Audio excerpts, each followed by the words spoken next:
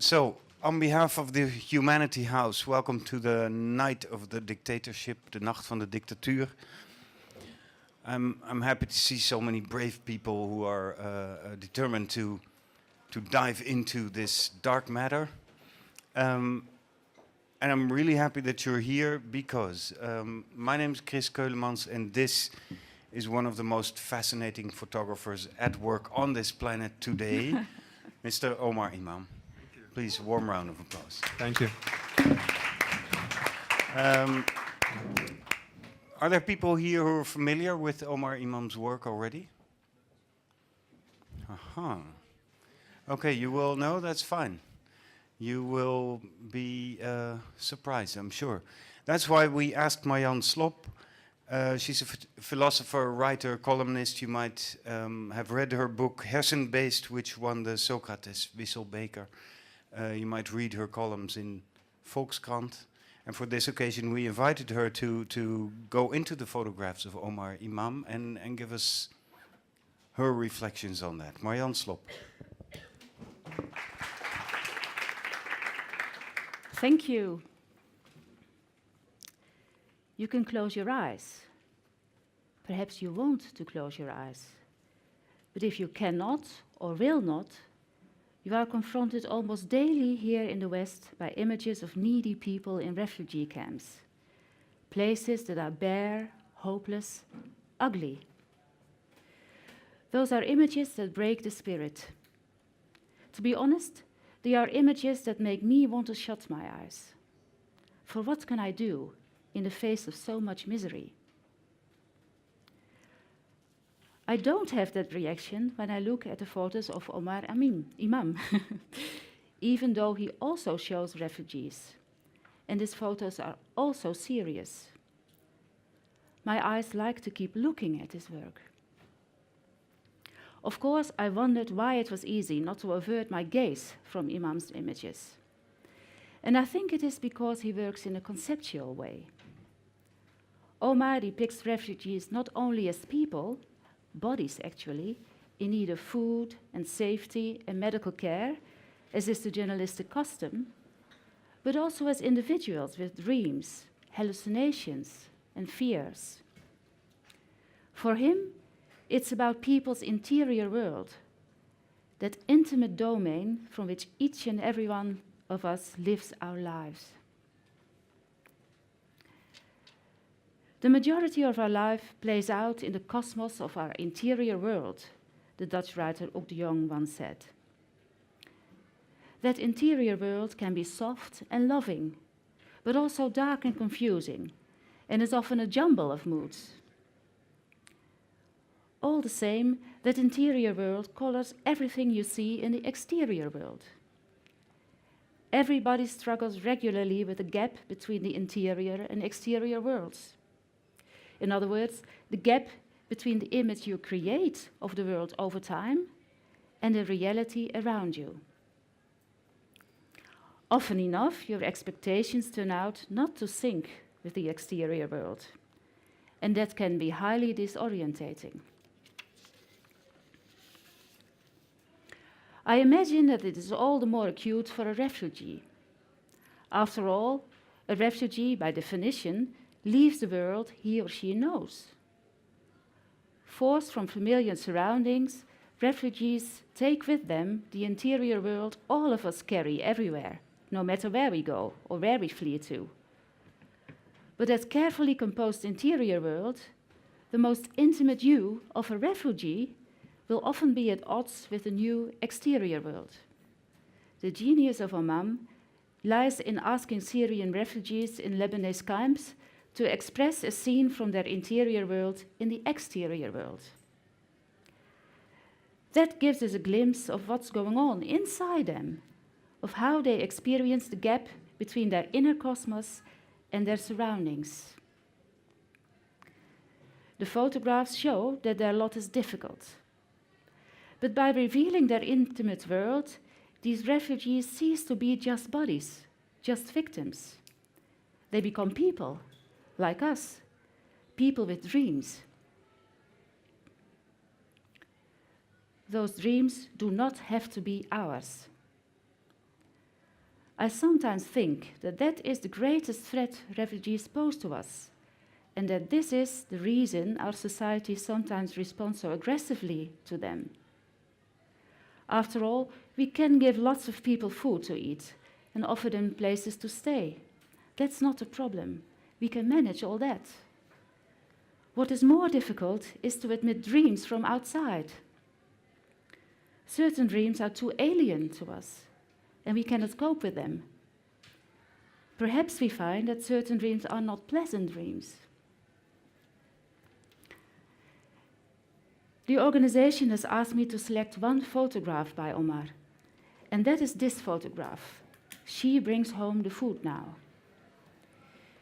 We see a fairly small man who, the caption tells us, is a doctor called Hail, and beside him a sturdy wife. They stand together among those familiar desolate tents in a snow-covered camp. The woman is wrapped up well, perhaps because of the dress code, perhaps just because of the cold. On her shoulders she carries 2 white boxes that presumably contain food. She brings home the food now. And the title doesn't end there. The rest of it reads, "Our testicles are in danger." What does Hail have in his hands, near his crotch? Some sort of weights? I can't make it out clearly, but it isn't important. The title makes those items symbolic. They are testicles, and he's trying to hold them up. In his dreams, in his interior world, Hail is the man. It's he who provides for his family and who derives his pride and privileges from doing so. That dream, that representation of affairs, no longer matches the exterior world. Now it's his wife who brings home the food, since relief organizations refuse to give the parcels to men. Our women no longer obey us because they bring in the food now, he adds. Hail's skills are not worth much in the camp, and that undermines his self-image as a man. From now on, he has to practice being thankful and humble, like all male refugees, like most of the women around the world. Here, Hael feels out of place, unmanned. My eyes linger on this particular photograph because as an observer I also feel threatened. You see, I have conflicting reactions to Hael's story. Part of me empathizes with him. His world is unhinged, and such a harsh break between dream and reality is difficult for anybody. At the same time, I see his wife, his nameless wife, and I think, yes, raise your hands, use your shoulders, feel your strength, show yourself. It's hard to admit, but a huge crisis can be a liberation for oppressed groups. Because everything falls apart, roads that were previously closed suddenly open up, and you may, no, must, behave in ways that would previously have earned you scorn. That is what happened to Western women during the Second World War. All at once, they left the home in great numbers and went to work in wartime factories. And by doing so, they discovered that they could hold their own with men. Perhaps a similar route will now be open for Arab women. All these thoughts emerge when I look at this photograph. And then I think, wait a minute, Marianne. You have no idea what you're looking at. For you, too, are looking at your own dreams. You fill in what this nameless woman experiences. You know nothing about her marriage, about what she feels for Rael, about her ambitions. Leave that dream to her, whatever it may be, and just look.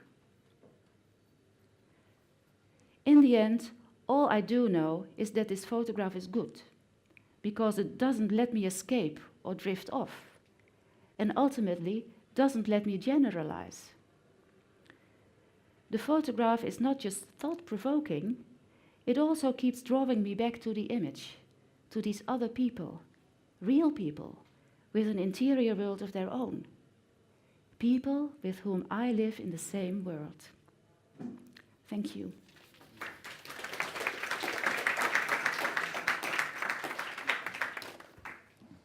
Thank you so much, Marjan Slop. I thought that was a beautiful and in many ways surprising introduction to Omar Imam's work.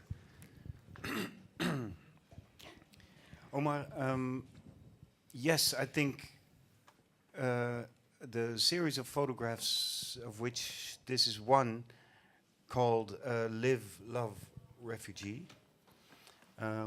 is about opening up the interior world of people who were forced to flee their country, and opening up that interior world to people like us. You've been touring with this world across Europe. I think it's been exhibited 18 times now. So you've seen how people respond to this work. What would you say to Marjan now that she's given us her perspective on this photograph? Well, I have to thank you and totally agree with you about the need to open your world and your dreams during this time of war or the earthquake happened in Syria, where all of a sudden you find yourself facing new circumstances. And sometimes it could be positive, like in Suha, the wife situation. Even in my situation, like I moved from being a businessman to artist only when I become a refugee, because I already had to start all over again. And this photo in particular received a lot of discussion in the West, because people like the rebel mood inside of the woman, and that's what attracted me when I was with them, like drinking tea in the tent, and I feel it. I feel the power of the wife. Also because a lot of stories and details they might be not mentioned in the description, sometimes for their safeties, because they were threatened by the regime, Syrian regime, but they prefer not to say that clearly when it's written. And he said to me, like, my wife saved my life because she lied to the soldier. Mm-hmm. Now, to zoom in on the situation of this woman, one of the things that Marjan Slop specifically said is it might be that out of a crisis comes the emancipation of the women. You've spent a lot of time, I mean, your wife and your two daughters are refugees themselves from Syria, but you spend a lot of time with other refugees, especially in Lebanon, the neighboring country, in the Bekaa Valley, in the camps. Yeah. Do you see, in the middle of all the struggle and the despair and the problems, do you see this happening, so kind of empowerment of the women? Yeah, I mean, not only for the women, but among all of this destruction all over Syria, you can find something new burning, and the women rights is one of them. For sure, the woman has a weak part in our society, in like the Arab or Muslim society.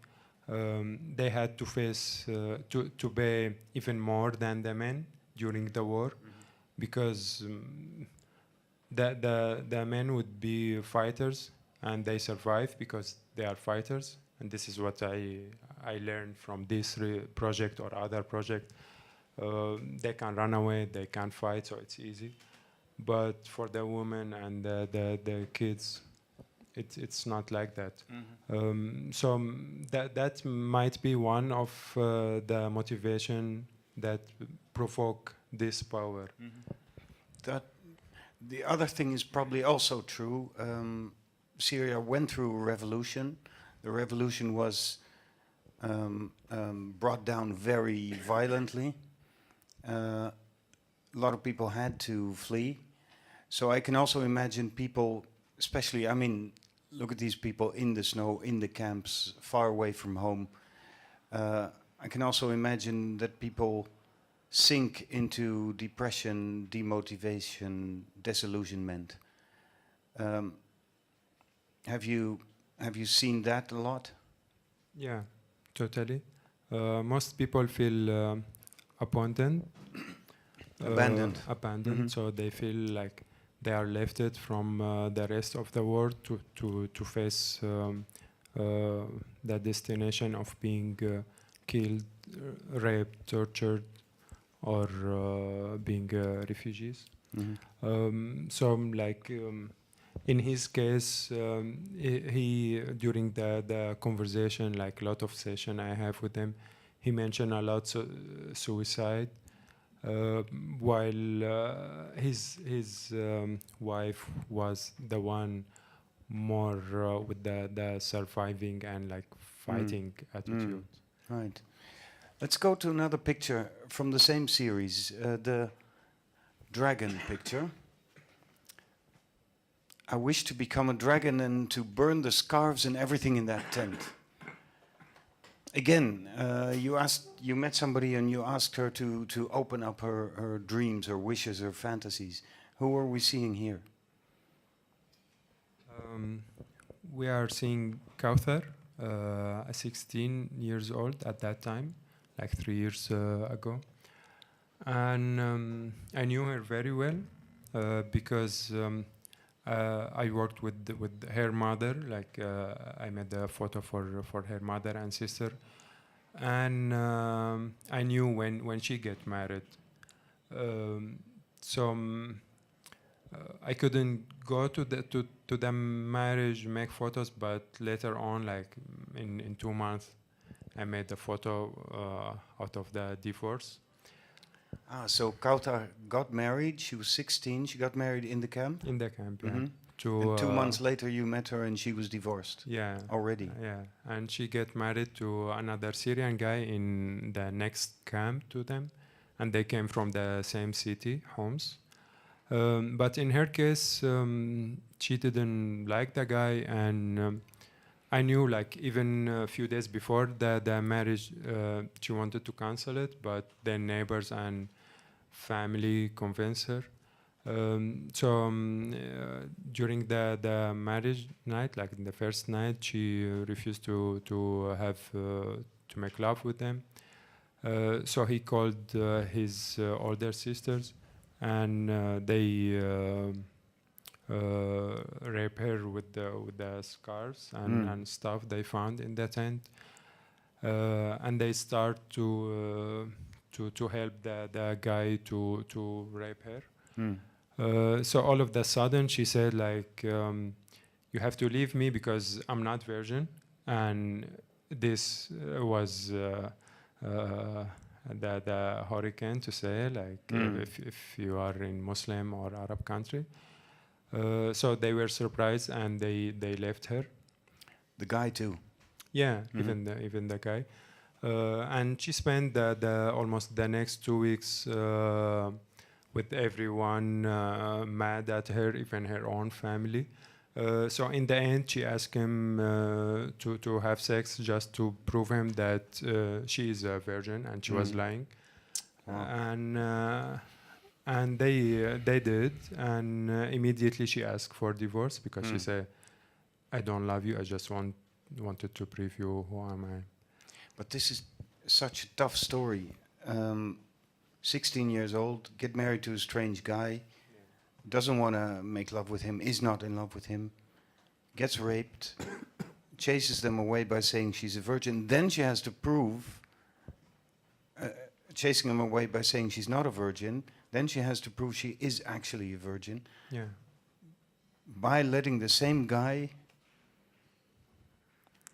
do it to her? Yeah, and it was tough for Mm. her, sure, for her mother.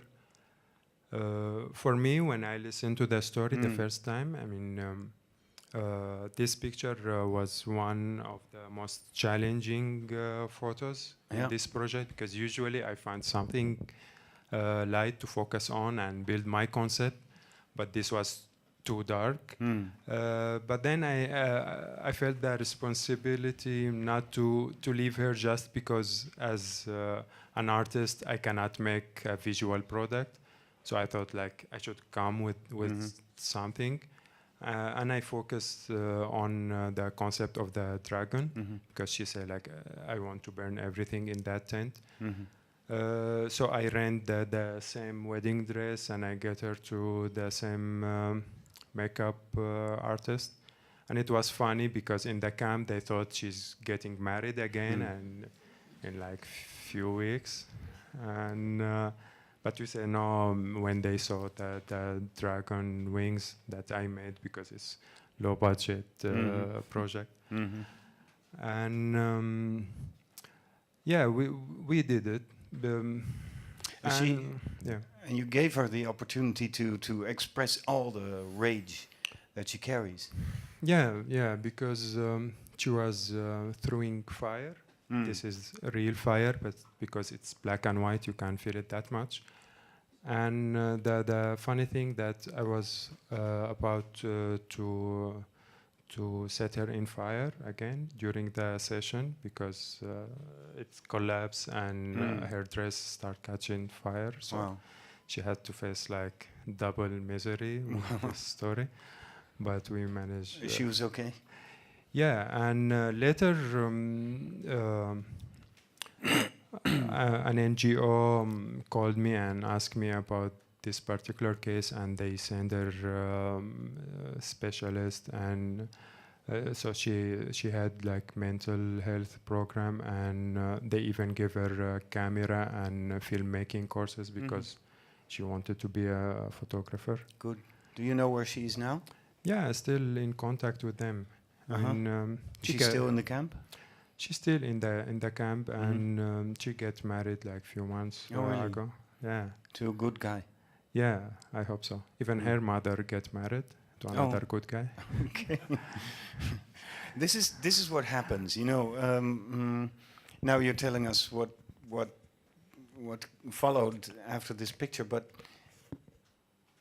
we see, as Marianne Slob already said, we see a lot of pictures in the media. You see girls 16 years old, but you have no idea about this whole story going on, and you are bringing that out. Yeah, it was tough because even the first time she told me the story, and she added, and during those weeks I was haunted by bad spirits, because like you can imagine the war in 2011 and her education system, so then this psychology problem. And I was surprised that she still believed in being haunted. Being haunted. Haunted Right, haunted. by spirits. Let's move to another young woman. It's almost the opposite kind of picture. I was afraid when it was calm, when they checked to see who had passed away and who was injured. I felt safer in the midst of the shelling. I preferred to sing or listen to music when it was calm. What's the name of this woman? Amina. Amina? Yeah, and she's a Syrian Palestinian. She used to live in Yarmouk neighborhood. We call it Yarmouk camp because it was a camp when they came from Palestine. Next to Damascus? Yeah, in fact inside Damascus. But this neighborhood is still one of the most dangerous places in Syria, because all of them passed there, like ISIS, Al-Nusra, the Syrian regime, then the Free Syrian Army. And in 2013, they have to face a siege by the Syrian regime. So I'm not sure of the number, but around 80% died of hunger. And she lost 70 kilos. Wow. Yeah, and she suffered from anorexia. So even in Lebanon, she couldn't eat, and they sent her to hospital for 1 month because she had to eat the grass, like literally the grass. Because they were in Yarmouk, they were isolated, under siege, no food, nothing. Yeah. So they were eating grass. Yeah, I mean, or cats or whatever thing they found. And she came here, and now that's why I find this so striking. You show her actually in a place of quiet, of calm. You use the tents as a kind of almost angel's wings. And what you're saying is that she gets nervous when it's quiet. Yeah, because she had like many mental issues, and one of them that she said that she felt safer when some noise is happening. Because she said if we have electricity, I would turn on the TV. If not, I will sing. Because she said I was afraid from the moment that come after the shelling, because they were counting the injured people and the dead people. Yeah. So because that is the moment that the real loss becomes clear. Yeah, exactly. And those people are her neighbors. Right. And she wanted to know if she's one of them, of this list, or if she's of the other list who still have one more day. Right. Because next day it can be over. Yeah, exactly. Or the day after. Yeah. I'm also asking about this question because it tells us here something about a woman like that. When she finally reaches Europe, when people... But she's still in Lebanon. Yeah. But if she finally reaches Europe, or if people like her finally reaches Europe, this is one of the things which are sometimes complicated for us, because sounds and silence provoke responses. To me, it's sometimes complicated to see what consequences sound and silence have on people who arrive here, because they bring experiences like hers with them. Yeah. Is this also what you're trying to do dankjewel. What you're trying to do to make us here understand what a woman like her carries with her, the experience she carries with her? Yeah, I mean, if I understand your question well, I try to bring some noise around similar cases, because usually they don't speak the language or the culture, so not all, and just talking about the Syrian refugees, not all of them is qualified enough to express themselves in the best way that other audience is trained to understand. Because also it's about how you say, and this is part of the conversation we have, how the information or the image need to find life in Europe or in the States or in Japan. Usually there is like certain ways, and you have to fit in one of them, or to create something new, like what I'm trying to do. You bring images that show people with dreams and imaginations that are surprising sometimes to a person like me. Marianne Slop also mentioned that. She said, are we here in the West, in Western Europe, in Den Haag, are we able to admit dreams from the outside? We can admit people, we can give them food and shelter, but are we able to admit their dreams? I think that's an important question she's asking herself, and and all of us. Is this also what you're sort of consciously trying to do to bring unexpected imaginations, dreams, and fantasies to our consciousness? Yeah, I mean, to every consciousness. Because what I try to do is to break the stereotype, the visual stereotype at least. If you Google refugees in the last 70 years, you will almost find the same images. No matter if they are Balkan or Arab or African refugees, because it's kind of circle when everyone play his role or her role. And it was the same for me when I start working in this, because even people like Amna or other people, at the beginning they will give me the refugee, like no food, no oil, gas, things. But then when I spend more time at experimenting and provoking question with them, it works. So I guess it will work also with the viewer. And this is what I'm trying to do, to break this circle.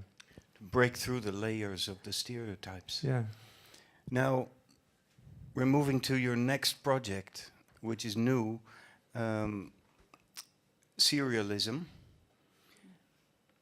A new series of photos, and you yourself moved from being a refugee in Lebanon to Amsterdam now. Yeah. You so far are doing okay, at least professionally, certainly. You got the Tim Etherington Prize for this. You are now accepted at the Rijksacademie in Amsterdam, where you will start in January. Yeah.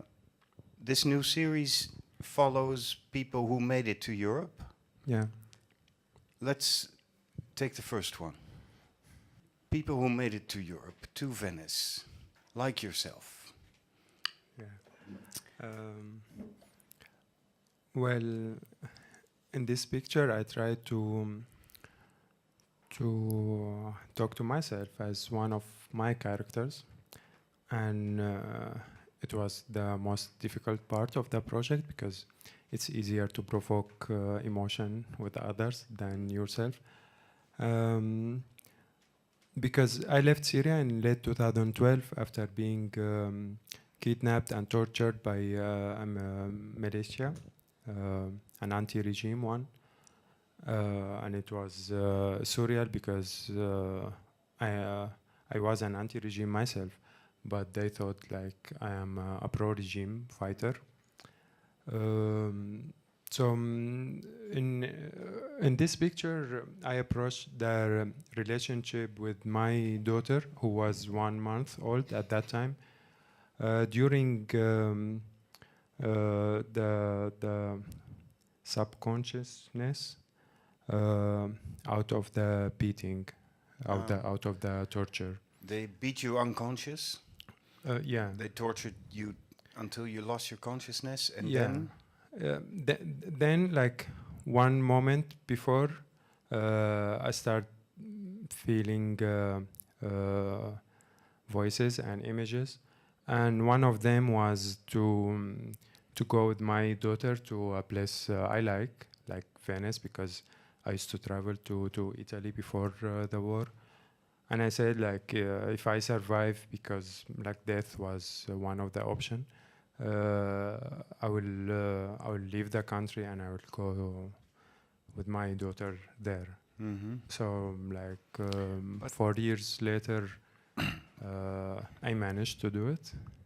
And it You was took her? Yeah, I mean, I didn't take her to Venice yet, but she's in Amsterdam, which is like even more beautiful. Mm-hmm. But I made the image in Venice, and it was so challenging on logistic level, because no gondoliere accept to wear the mask, and like everyone was about to call the police, and I made it in the Jewish ghetto, so it was even more particular. Wow, yeah. Tell us about it, because in the earlier pictures we we've seen how you translate people's dreams and fantasies into an image. Here it is yourself. So why the man in the black mask behind you? Because the fighters who tortured me wanted to be Islamist. I mean, they were not real Islamist, but it was the brand at that time. So if you are a fighter and Islamist, you are cool in Syria. So they were like this, and they were leading my ship in a way, because any wrong answer during the torture session might end up really bad. The teddy bear? Yeah, Bianca, my daughter. So is this the moment or the imagination where your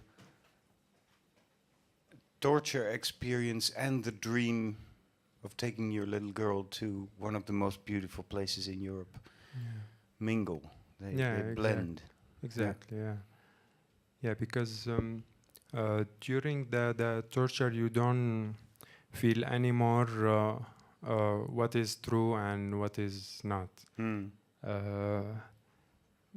I guess because of some chemical rush in the body. I'm not sure of this because I didn't have any mental healing things. But yeah, and the funny thing that in this level you don't feel pain anymore. It was totally creative moment for me. Okay, breaking stereotypes. Yeah. Then, years later, to create a picture like this, does this give a feeling of how do you say, victory, revenge? Yeah, victory, yes, but not revenge, because I didn't have any revenge feeling or need in me. Otherwise, I will turn into a criminal myself. And that's what happened to them, because the people who were beating me, they were arrested before, and they found me like just an answer to get the revenge.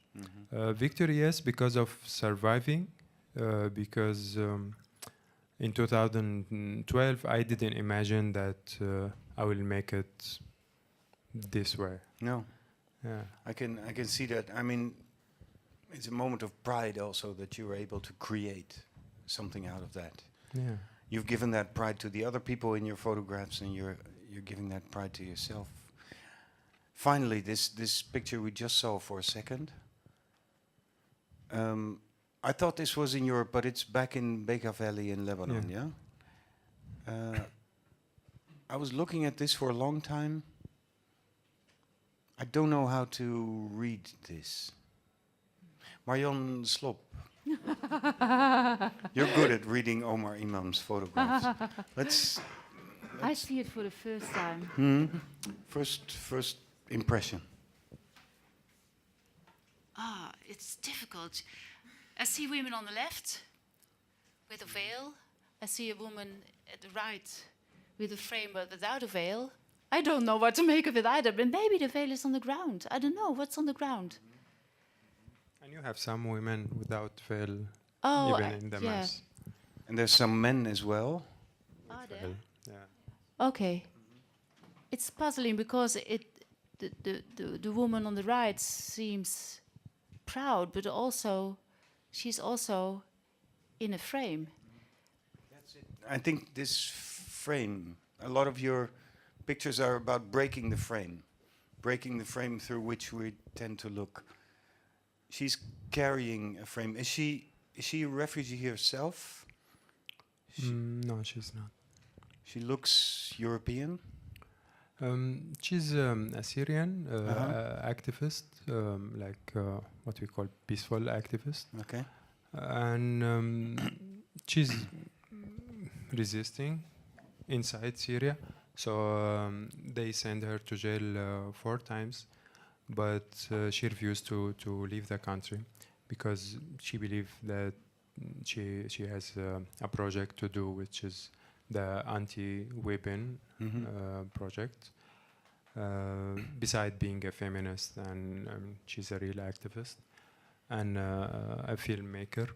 In this particular moment, I approach her memory with the identity and the visual memory, because she said at the beginning of the uprising, we trained ourselves, or at least she trained herself to forget names and faces.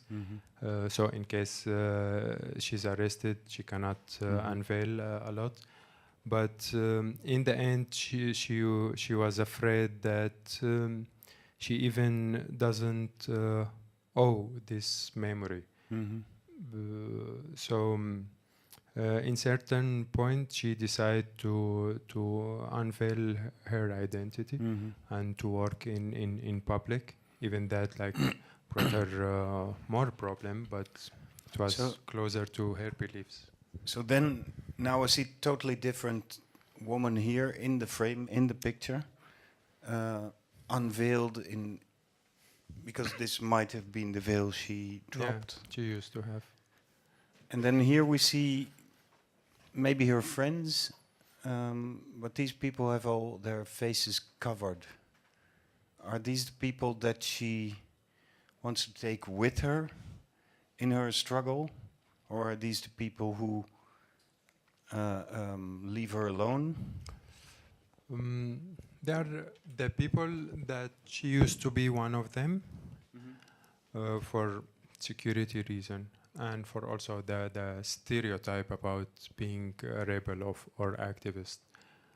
But she said, if we want to convince the other with our opinion, we should start with showing our face.